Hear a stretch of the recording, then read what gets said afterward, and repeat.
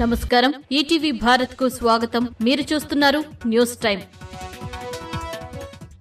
ఎన్నికల అనంతర హింసపై సిట్ ఏర్పాటుకు రాష్ట్ర ఎన్నికల సంఘం కసరత్తు. ప్రాథమిక విచారణ పూర్తి చేసి ఈసీకి నివేదించిన సీఈఓ కార్యాలయం ఏడీజీ స్థాయి అధికారి నేతృత్వంలో రాత్రిలోగా ప్రకటన వెలువడే అవకాశం.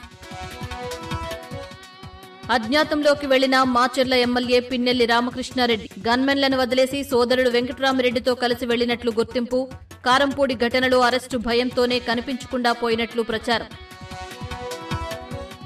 గృహ నిర్బంధంలో ఉన్న ఎమ్మెల్యే పిన్నెల్లి ఎలా పారిపోతారన్న టీడీపీ నేతలు. ఈసీ ఎన్ని చర్యలు తీసుకున్నా వైఎస్సార్సీపీ నేతలకు పోలీసులు సేవలు ఆగడం లేదని మండిపాటు. పోలీసులపైనే దాడి చేయించిన వారిని ఎలా వదిలేస్తారన్న జీవి ఆంజనేయులు.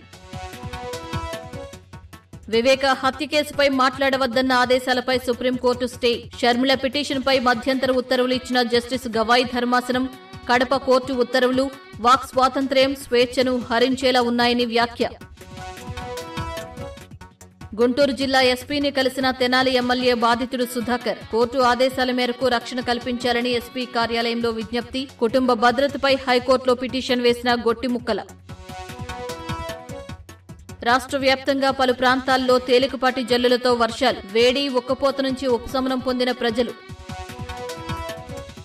బీజేపీ హ్యాట్రిక్ కొట్టడం ఖాయమన్న మోదీ. దేశాభివృద్ధి కోసం త్వరలో కీలక నిర్ణయాలుంటాయని వెల్లడి. ఇండియా అధికారంలోకి వస్తే రామమందిరంపైకి బుల్డోజర్లేనని విమర్శ. ప్రజాశాంతి పార్టీ అధ్యక్షుడు కేఏ పాల్పై cheating case. LB Nagar ticket ఇస్తానని 50 లక్షలు తీసుకున్నారని ఫిర్యాదు. కేసు నమోదు చేసి దర్యాప్తు చేపట్టిన పోలీసులు. మాకు ప్లాన్ బి లేదన్న హోం మినిస్టర్ అమిత్ షా. అందుకే 400 సీట్లు గెలవాలనుకుంటున్నామని వ్యాఖ్య. రాజకీయ సుస్థిరత కోసమేనని ప్రకటన. ఇవి ఇప్పటివరకున్న ప్రధానాంశాలు. మరిన్ని తాజా అప్డేట్స్ కోసం www.etvbharat.com వెబ్సైట్ను సందర్శించండి.